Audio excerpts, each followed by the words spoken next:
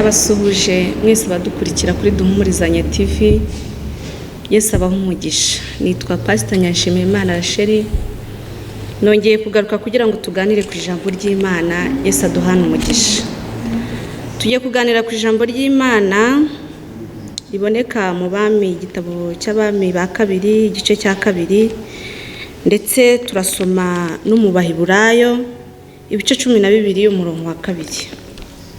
Umutwe w'ijambo tugiye kuganiraho uravuga ngo kuguma ku ntego wiyemeje cyangwa se kuguma ku cyo wiyemeje bigira umumaro mu buzima bwawe ndetse no mu bagukomokaho ndetse no mu bazagukomokaho. Kuguma ku ntego wiyemeje ni byiza, ni iby'igiciro muri ubu bumana. Iyo utakaje intego utakaza byinshi. Iyo utakaje ku cyo wiyemeje ni ukuvuga ngo ibitakara ni byinshi, ariko iyo ugumye ku ntego y'icyo wiyemeje ukavuga ngo niyemeje gukizwa, niyemeje kwakira Yesu nk'umwami n'umukiza mu bugingo bwanjye, bikugirira umumaro ukiri mu isi ndetse bikazakugirira n'umumaro mu gihe Imana izaba yemeye yuko uva mu isi. Ni byiza rero, ni by'igiciro kuguma ku ntego y'icyo wiyemeje. N'umugisha turi mu isi, ni n'umugisha dukuwe muri iyi si. Reka dusome mu izina rya Yesu ijambo ry'Imana mu Bami ba kabiri, igitabo cy'Abami ba kabiri ibice 2. Turahera ku murongo wa 1. Yesu aduhana umugisha. Umutwe w'ijambo ravuga ngo Eliya azamurwa mu ijuru. Ngo igihe Uwiteka yendaga kuzamura Eliya ngo amujyane mu ijuru, amujyanye muri serwakira, Eliya ahagurukana na Elisa i Gilugari. Eliya abwira Elisa ati, ndakwinginze sigara hano kuko Uwiteka ntumye i Beteli. Elisa aramusubiza ati, nkurahiye Uwiteka uhoraho n'ubugingo bwanjye sinsigara. Nuko baramanukana bajyana i Beteli. Bagezeyo abana b'abahanuzi b'i Beteli baza gusanganira Elisa, baramubwira bati, aho uzi ko uyu munsi Uwiteka agiye kugukuraho shobuja?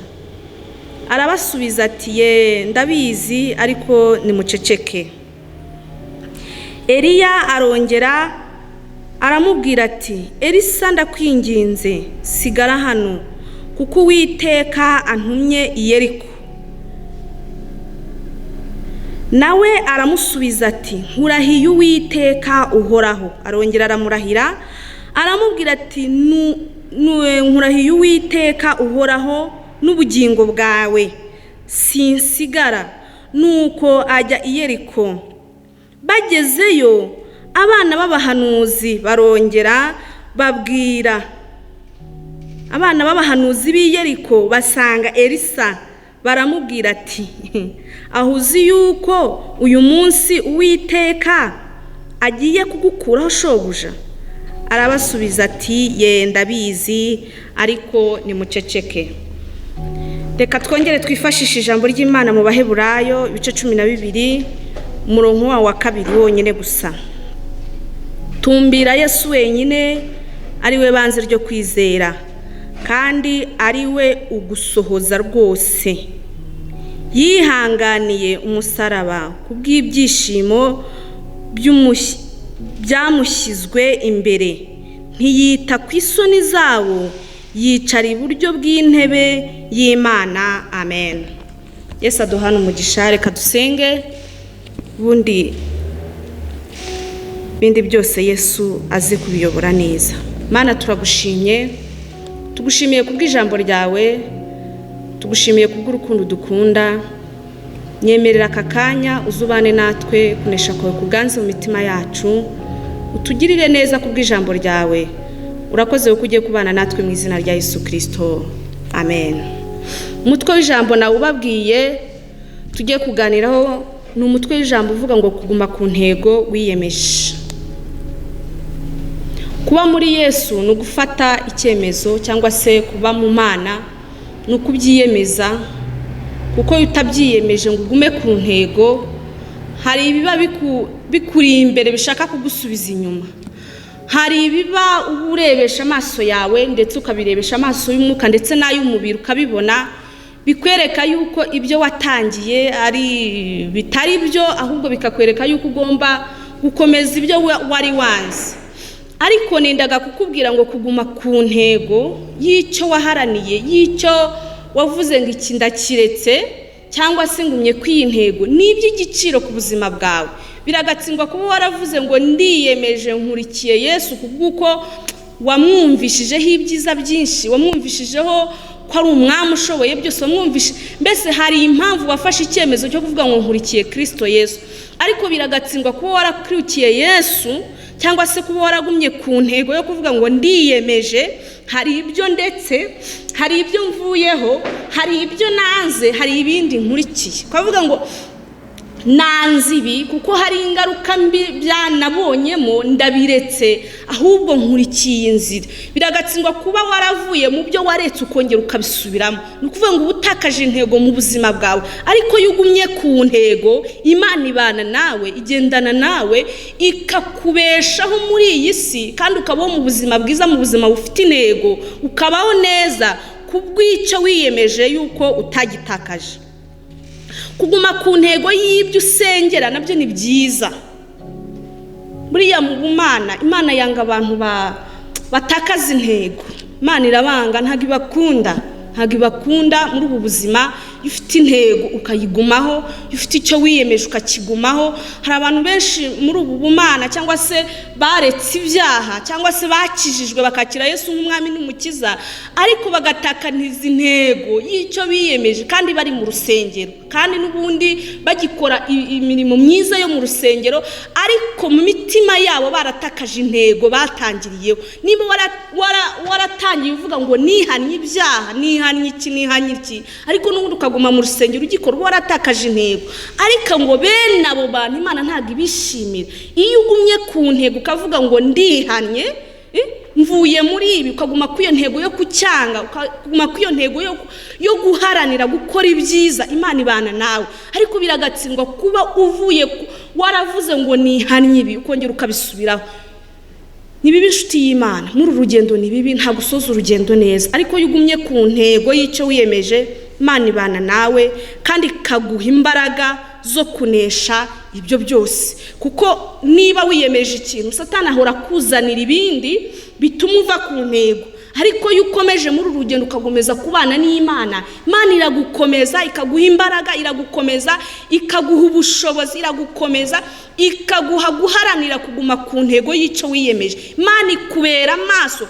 Mbese ijambo ry'Imana ryaravuze ngo ijisho ry'Uwiteka rihora ku bakiranutsi bayo. Ijisho ry'Imana riguhoraho. Iyo uvuze ngo nanze iki ukabiharanira yuko ucyanze burundu, ijisho ry'Imana riguhoraho. Ijisho ry'Imana yo riguhozeho, riguha imbaraga zo kunesha, riguha imbaraga zo kwanga icyaha n'igisa nacyo, nubwo icyaha cyagusatiriye, ariko Imana iguha imbaraga yuko uri umukiranutsi wayo kandi wagumye ku ntego y'icyo wiyemeje. Rero mushiki wanjye cyangwa se mukuru wanjye cyangwa se musaza wanjye, Imana yo mu ijuru iguha imbaraga zo kuguma ku ntego wiyemeje, ntuyitakaze. Kuko nutayitakaza Imana izabana nawe, nutayitakaza Imana izakurinda. Hari igitabo nyankunda cyane cyo muri Rusi yagize ibyago ari muri iyi si, ahura n'ingorane nyinshi, arashaka nk'uko abandi bose bashaka.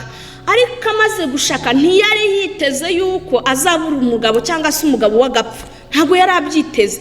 Ariko aravuga ngo naho umugabo wanjye yapfa, icyo niyemeje nyine nuko aguma ku ntego, ngo umugabo wapfuye aguma ku ntego yo kuvuga ngo nzarambana na mabukwe, nzamugumaho. Amuha isezerano ryo kuvuga ngo njyewe nzakunambaho, nzakugumaho, nubwo umugabo wanjye apfuye ariko nzakugumaho. Yahuye n'ingorane nyinshi ari kumwe na nyirabukwe, bahura n'amakuba menshi, inzara irabica, mbese ahura n'ibyakatumye ava ku ndahiro yari yarahiye nyirabukwe, ahura n'ibyagatumye ava ku cyo yari yabwiye nyirabukwe, ahura n'ingorane nyinshi. Ariko nubwo yahuye n'ingorane nyinshi, yagumye ku ntego y'icyo yiyemeje, ayigumaho. Aravuga ati naho byagenda bite ntago nzakuvaho, ntago nzakureka, aho uzarara niho nzarara, aho uzaba niho nzaba, Imana yawe niyo izaba Imana yanjye, nintatira kw'iryo sezerano Imana izabimpore ndetse bikabije. Iryo ni indahiro yarahiye nyirabukwe, ariko yahuye na byinshi byari gutuma ava ku ntego yari yahaye nyirabukwe. Yahuye n'ingorane nyinshi, bahuye n'amakuba menshi. Nguwo bari bashakaniye rimwe ngo Orupa we aravuga tumva ngiye nkuvuyeho kuva mbuze umugabo birarangiye nisubiriye iwacu, ariko Rusi we yomatana na nyirabukwe. Mukomatana na nyirabukwe n'indahiro yanze guteshuka. Iyo ngiyi Imana irayikomeza iravuga ngo uyu mwana wanjye wanze guteshuka ku ntego yiyemeje, nanjye ngiye kumugororera. Imana ishimwe cyane. Iyo utavuye ku ntego wiyemeje, Imana ibana nawe kugeza igihe izakugeza ku cyo waharaniye, cyangwa se izagukura muri ayo makuba. Iyo utavuye ku ntego wiyemeje, Imana ibana nawe. Jambo ry'Imana rirambwira ngo naho twaca mu mazi ntazadutembana, nitutava ku ntego twiyemeje, naho twaca no mu muriro ntituzashya. Nitutava ku ntego twiyemeje, naho wahura n'amakuba meze ute, igihe kimwe Imana izagukura muri ayo makuba. Imana ishimwe cyane. Guma ku ntego y'icyo wiyemeje, umubabaro ntugukure ku ntego y'icyo wiyemeje, ibyago ntibigukure ku ntego y'icyo wiyemeje, ibyo wacamo byose ntibigukure ku ntego y'icyo wiyemeje. Imana yo mu ijuru igiye kugusangira aho hantu kubw'uko wanze. Ijambo ry'Imana yavuze ngo kubw'uko twanze kwiyanduza, nicyo kizatuma Imana itanga ingabo nyinshi kugira ngo zipfe ku bwacu. Imana yo mu ijuru iduhana umugisha. Nuguma ku ntego y'icyo wiyemeje, Imana izabana nawe, zakugirira neza. Twasomye ijambo ry'Imana mu Bami ba kabiri rivuga kuri Eliya na Elisa.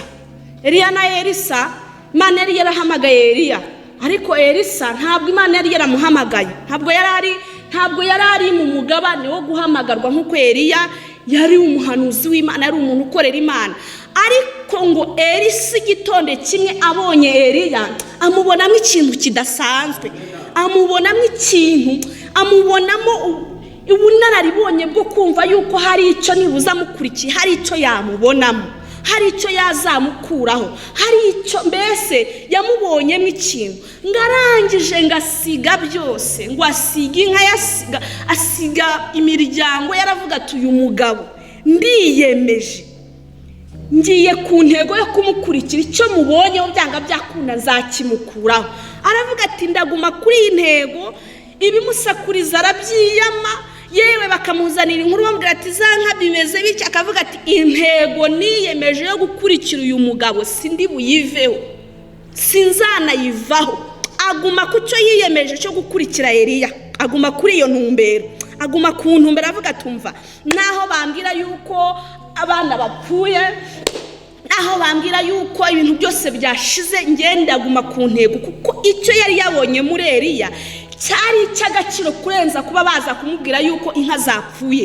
Icyo yari abonye muri Eliya cyari gifite agaciro gateye ubwo. Bashiti y'Imana, icyo wabonye muri Yesu, ugafata intego yo kureka ibyaha, hari icyo wamubonyeho, kigumeho. Icyo wamubonyeho ntugitesha agaciro, kubw'uko icyo ngicyo wabonye kuri Yesu ukavuga ngo ndetse ibi nkurikiye uyu mugabo, icyo utari buze gutesha agaciro nicyo kiri buze kugukiza ku munsi mubi.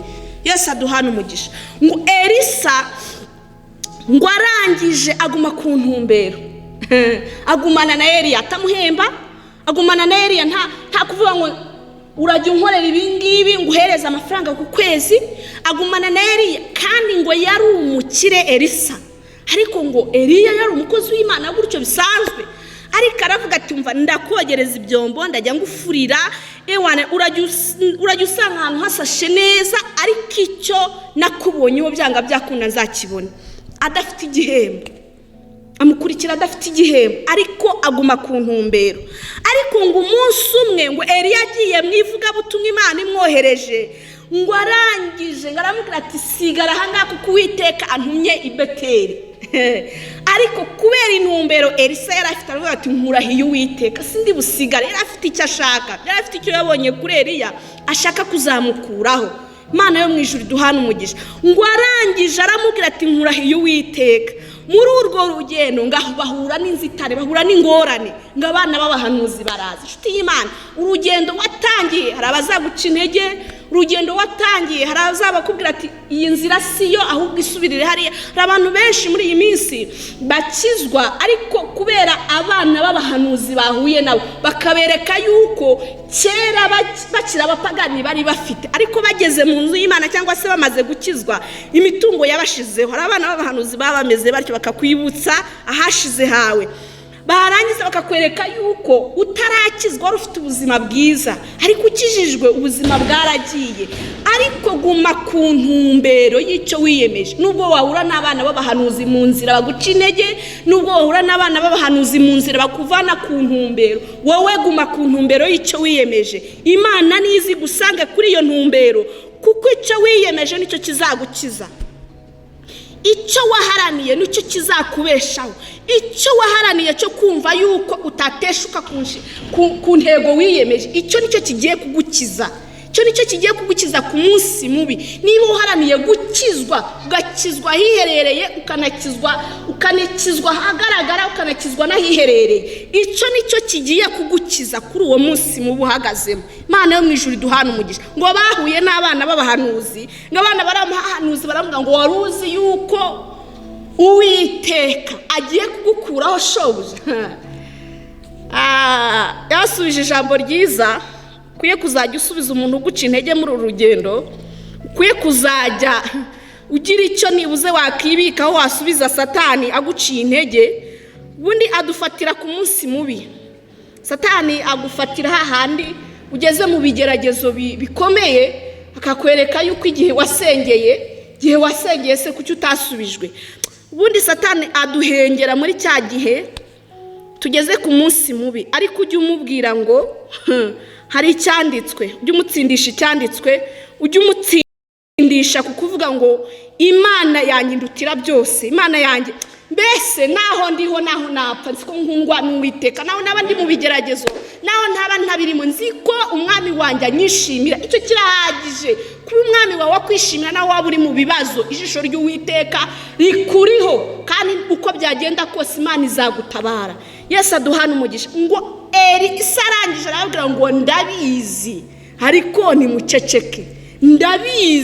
Ndabizi kari bugenda ariko nimuceceke. Nta kindi kintu bari kurenza ko yarabasubije ijambo ryiza cyane ko abizi. Nta bindi bigambo nta yandi magambo bari kumuzanira, kuko yari amaze kubabwira ngo ndabizi ariko nimuceceke. Ngo barangije, ngo Elisa aguma ku ntumbero, aguma yigumaho. Ngo umunsi umwe ngo Imana yongera yohereza Eliya ahandi hantu. Arangije n'ubundi yongera hakubitanira n'abandi bahanuzi, abana b'abahanuzi, ariko nabo bongera basubiza rya jambo rivuga ngo ndabizi ariko nimuceceke. Icyo yaharaniraga n'iki? Nicyo yari yabonye muri Eliya. Yaharaniraga yuko igitondo kimwe azakibona. Imana ishimwe cyane, kandi Elisa yarakibonye. Umwitero yaharaniraga wa Eliya yarawakiriye. Haleluya. Ngo arangije umunsi umwe, uwo munsi Imana yo mu ijuru igiye kujyana Eliya, abonye yuko Elisa yamugumye, aravuze ati noneho nsaba icyo ushaka, kuko uyu munsi ndi bugukurweho. Nsaba. Kuko yarabonye yuko yamaramaje, yagumye ku ntumbero. Yarabonye yuko yamaramaje, aravuga ati noneho nsaba icyo ushaka. Icyo intego yari yiyemeje yarayigezeho. Aramubwira ati ndashaka imigabane 2 y'umwuka wawe. Ndashaka imigabane 2. Aramubwira ati usabye igikomeye cyane, ariko nugomeza ukantumbira uri buze kubibona. Ariko kubera ko urwo rugendo rwari ruri ku musozo, Elisa ntiyarambiwe, yagomeje gutumbira. Imana yo mu ijuru ishimye ko Elisa atavuye ku ntego y'icyo yiyemeje. Imana ishimwe yuko Elisa yabonye icyo yari yarasabye. Imana ishimwe cyane. Ngo yabonye umwitero wa Eliya, ngo ikindi kandi ahabwa n'imbaraga. Ngo agaruka asanga abana b'abahanuzi baba abakozi ba Elisa, baramupfukamira, mbese baramuramya, kuko yagumye ku ntumbero, yanga kwiyanduza, aguma ku ntumbero y'icyo yiyemeje. Ngo babana b'abahanuzi rero barongera baba abakozi ba Elisa, mbese baramupfukamira.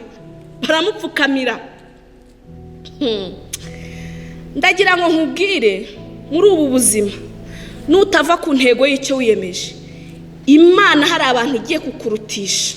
Aho wibwiraga yuko nutava ku ntumbero y'icyo, nutava ku ntego y'icyo wiyemeje, hari abantu bagiye kugupfukamira, hari abantu bagiye kugukomera amashyi.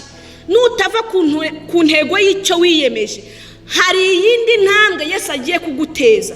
Nutava ku ntego y'icyo wiyemeje, hari amashimwe ugiye gushima Imana. Nutava ku ntego y'icyo wiyemeje, hari ukugirirwa neza n'Imana. Nutava ku ntego y'icyo wiyemeje, Umwami Imana aje kugukura ahantu wari uri, nubwo byari bikomeye, nubwo byari bikugoye, ariko Uwiteka aje kubana nawe muri ayo makuba. Wowe gusa icyo Imana igusaba, guma ku ntego y'icyo wiyemeje. Imana yo mu ijuru iduha umugisha. Nsoza ni ukuri, ujye uhanga amaso iyaguhamagaye, ujye uhanga amaso Imana yawe, kuko nuyihanga amaso nayo ntizagukoza isoni. Nuyihanga amaso, nuyigumaho, nayo ntabwo izakuvaho. Ijambo ry'Imana tuvuga ngo tuyitumbire, tuyishake tuzayibona, dukomange tuzakingurira, kuko ushatse abona, nukomanze arakingurirwa. Nushaka Imana nayo izakwiyereka, nutayishaka no comment ntacyo bavuze, nutayishaka nyine ntuzayibona, ariko nuyishaka uzayibona. Hari abantu bakizwa bageze mu rusengero, ariko bava mu rusengero ugasanga ibyo bakorera hanze bihabanye n'uburyo baba bari mu rusengero. Nshuti y'Imana, kizwa uri mu rusengero, unakizwe uri iwawe mu rugo, unakizwe uri ahandi, unakizwe wagiye gusura inshuti, unakizwe uri aho mama wawe atakureba, papa wawe atakureba, unakizwe uri aho pasiteri atakureba, unakizwe uri aho inshuti n'abavandimwe batakureba. Aho ngaho nuhatsindishiriza, Imana yawe nayo izazigutsindishirize ku munsi mubi. Nuhatsindira ugakizwa aho ngaho, ijisho ryose ry'umuntu ritari kukureba, Imana nayo izaza igutsindishirize mu gihe wageze kuri wa munsi mubi. Imana irashaka yuko tuguma ku ntego, Imana irashaka yuko uguma kuri ya ntego wiyemeje, Imana irashaka kusubira ku gicaniro nk'icyo wabagaho, Imana irashaka yuko wongera ukayegera kurenza uko wayegeraga. Nuguma ku ntumbero, Yesu araje ku buzima bwawe. Tugiye gusenga Imana, ndashoje. Ugumane n'Imana, ugume kuri Kristo Yesu umukiza wawe. Ni umwami udahemuka, ni umwami udatetereza uwamwisunze, ni umwami wegera abamwegera, ni umwami dutabaza akatwumva. Umugumeho, nawe araje kwiyereka mu izina rya Yesu. Yesu aduhana umugisha. Reka dushime Imana kubw'ijambo ryayo. Data, turagushimye, tugushimiye yuko uri Imana yacu, ntawe kwiringiye ngo akorwe n'isoni, ntawagumye ku ntumbero y'icyo yiyemeje ngo yange icyaha n'igisa nacyo, nawe ubure kumutabara. Nyemerera buri wese agume ku ntumbero yo kugushaka ndetse no kukwiringira, kuko uwakwiringiye wese ntajya akorwa n'isoni, wakwiringiye wese ntajya mwarwa, wakugumyeho nawe Kristo uramwiyereka. Bana na buri wese, Mana Data wa twese, wari ucitse intege umwongere mu izindi mbaraga, wari utentebutse wongere umwuzuze, wari ucitse Data wa twese, wari ukuvuyeho. Hari Data Nyiringabo Imana uri kutwumva aka kanya, Mana Data wa twese, wari warasubiye inyuma, wari waravuye ku ntumbero, ongera umugarure ku ntumbero y'icyo yiyemeje. Mubabarire icyaha n'igisa nacyo, mweze umutunganye, jambo ryawe rimukura ahantu rigire naho rimushyitsa. Urakoze kuri Imana yumvishe gusenga kwacu, ni mu izina rya Yesu Kristo. Amen. Amen.